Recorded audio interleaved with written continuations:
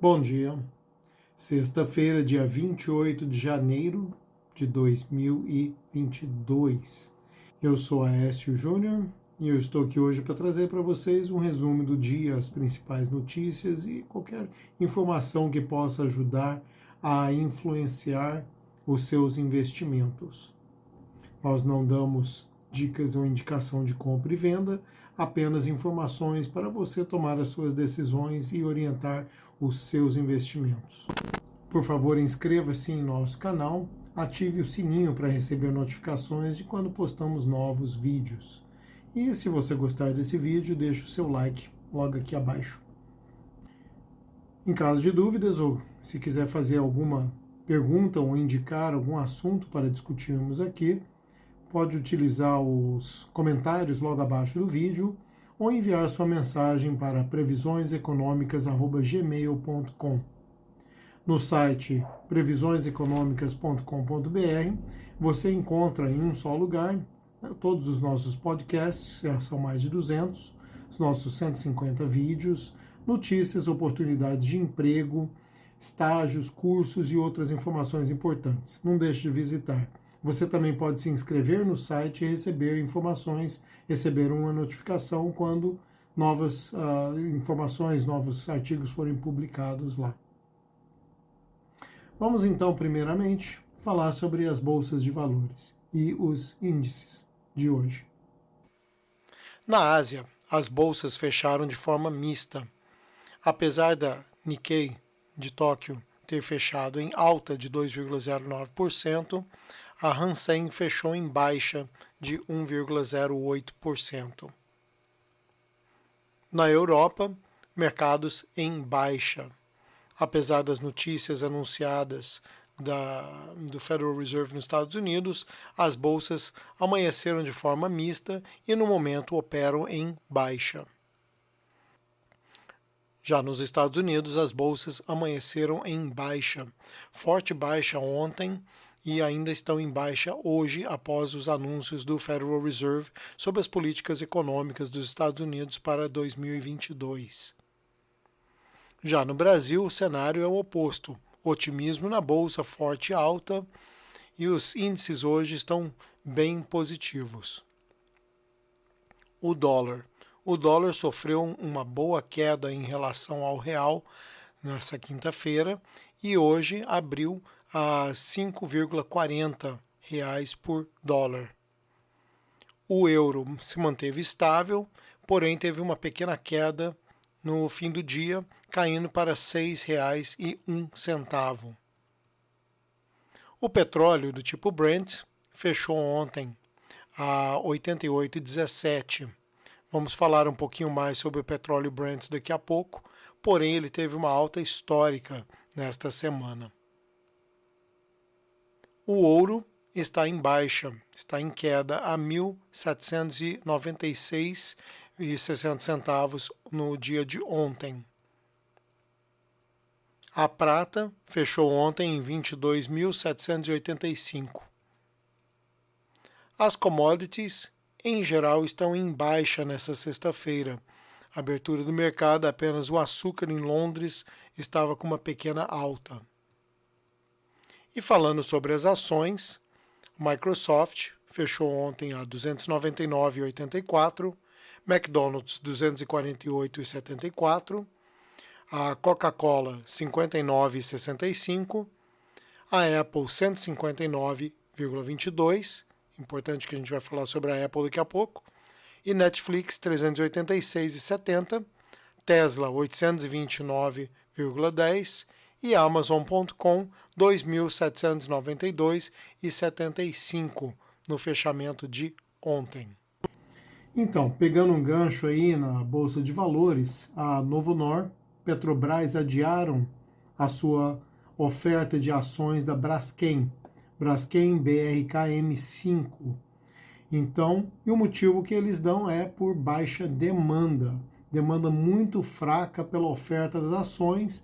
Então, nessa quinta-feira, as três fontes que publicaram aqui no artigo disseram que eles decidiram adiar agora a emissão de ações da Braskem. Além disso, a Oi, OIBR3, Arezzo, ARZZ3 e PetroRio, PRIO3, agitam o mercado financeiro nessa quinta-feira. Então, chama a atenção dos investidores. A Oi convocou uma Assembleia Geral de Acionistas para deliberar sobre a proposta de incorporação pela companhia de sua subsidiária Oi Móvel. Além da Oi, a Arezzo anunciou uma oferta restrita para captar 615 milhões de reais em ações. Por sua vez, a Justiça autorizou a PetroRio a prosseguir com o processo comercial do campo Wahoo. Então, são 3 ações que agitaram o mercado nessa quinta-feira. Temos ainda a Hypera, que anunciou a emissão de 500 milhões de reais em debêntures. Boa notícia se você tem ações dessas 3 empresas. Outra ação interessante de mencionar nessa sexta-feira foi do Nubank. Nubank, 9 de dezembro do ano passado, lançou suas ações na Bolsa de Valores de Nova York. Lançaram a $9 por ação e teve uma demanda bem grande. Então, uma valorização muito grande nos primeiros dias, dispararam mais de 30%. Porém, regra que tudo que sobe desce, o deles desceu muito rápido.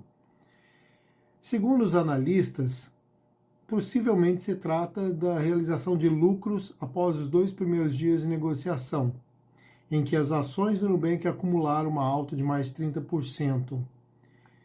E eles justificam isso dizendo que o Nubank deveria ter adotado a estratégia de lock-up para a maioria dos investidores, à exceção dos membros do conselho de administração.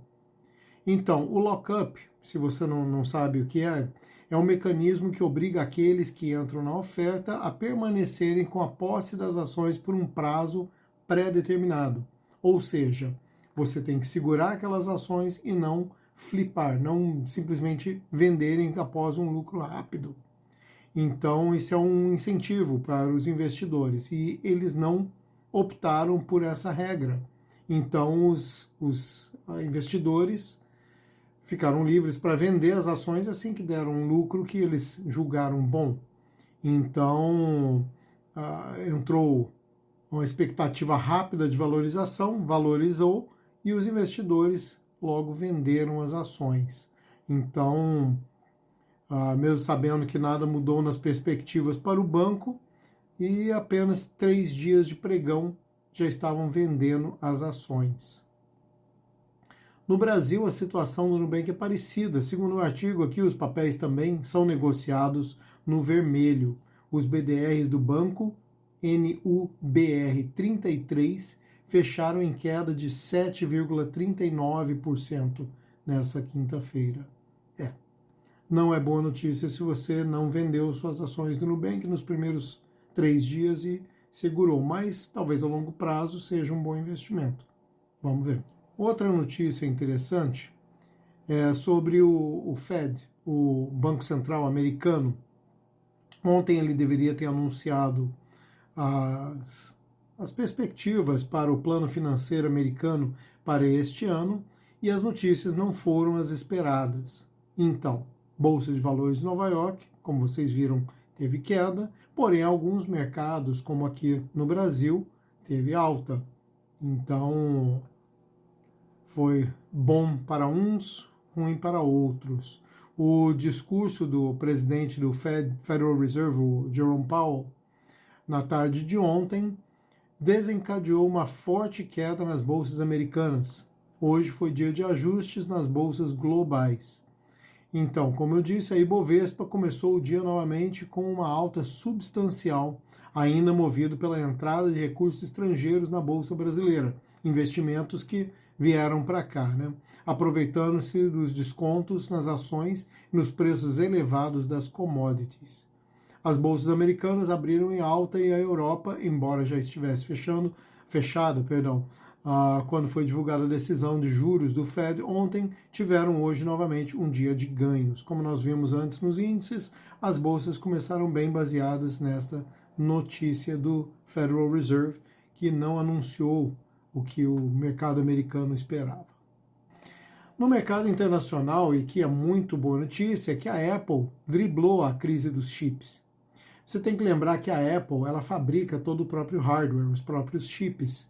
Então, diante da crise mundial de chips, ela saiu à frente.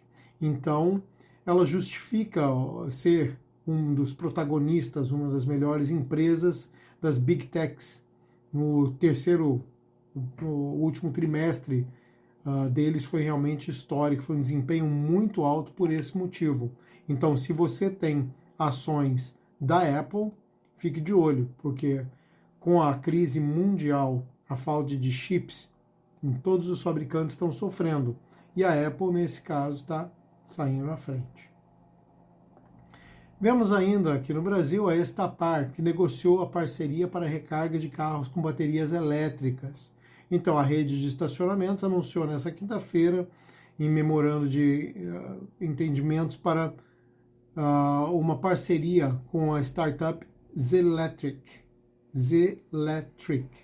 com foco em redes de recarga de baterias de veículos elétricos. A startup, que foi criada em 2019, já instalou mais de 170 estações de recarga e possui dezenas de estações em processo de instalação em diferentes estados no Brasil, afirmou a Estapar. Então, fique de olho. O mercado mundial para carros elétricos está crescendo. No episódio anterior a gente viu o primeiro elétrico brasileiro.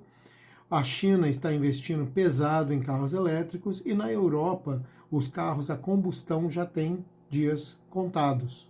Eles têm prazo para acabar com a produção de carros a combustão. Mais uma notícia interessante, a Visa, operadora de cartões de créditos global, supera previsões no quarto trimestre. A Visa superou as estimativas trimestrais de Wall Street nessa quinta-feira, uma vez que a melhora no sentimento do consumidor, as compras online e um aumento nas viagens impulsionaram os volumes de gastos. Com o lockdown, o comércio eletrônico sofreu um impulso muito grande, então as vendas aumentaram muito. Porém, o comércio presencial, as lojas sofreram uma queda muito grande. E com os lockdowns por todo o mundo, as viagens foram praticamente a zero. Então, a expectativa da Visa no fim do ano não era para ter um faturamento muito alto. Porém, superaram essas expectativas. A receita líquida trimestral subiu para 7,1 bilhões de dólares no trimestre encerrado em 31 de dezembro, um aumento de 24% em relação ao ano anterior. Segundo Alfred Kelly, que é presidente executivo da Visa, o crescimento do comércio eletrônico, o progresso melhor do que esperado no setor das viagens, no retorno das viagens internacionais e a situação com a continuação da recuperação da economia contribuíram para um trimestre excelente. Então, boa notícia para quem tem ações da Visa. Boa notícia também em geral para o comércio, né? Porque com o comércio estimulado, a economia cresce. Então, falando mais uma vez aqui da Apple, a APL 34, as receitas saltaram 11%, chegaram a 124 bilhões, a maior cifra da história. Então, fica de olho aí na Apple. Falando agora finalmente sobre o petróleo. O petróleo teve a máxima em 7 anos, superando 90 dólares o barril, com as tensões na Rússia. Importante ressaltar que a Rússia, caso você não esteja acompanhando as notícias, está acumulando tropas na fronteira com a Ucrânia, e isso está gerando tensões na região. O presidente Vladimir Putin diz que estão apenas fazendo operações, exercícios militares, que não há planos de invasão, porém isso não é o que o resto do mundo está pensando. Inclusive, hoje de manhã, a Alemanha anunciou que uma das sanções que eles poderão fazer, o país poderá fazer, caso haja algum tipo de operação militar na região, é com relação ao pipeline de gás que está planejado para construção entre a Alemanha e a Rússia, para a Alemanha comprar o gás russo. É um volume muito grande de gás que seria exportado, então seria uma sanção muito significativa para a Rússia. Bom, esse foi o resumo da semana. Temos muitas tensões aí ao redor do mundo, temos muitas notícias interessantes que podem afetar o mercado. A boa notícia é que a Bolsa Brasileira teve uma boa alta, teve um lucro aí, então fechamos bem a semana. Tomara que sexta-feira mantenha essa tendência e seus investimentos valorizem. Fiquem de olho. Muito obrigado, tenham uma boa sexta-feira. Não esqueçam de deixar o like aqui embaixo, de se inscrever e ativar o sininho para receber notificações. Eu fico por aqui, uma ótima sexta-feira e um bom final de semana. Até segunda.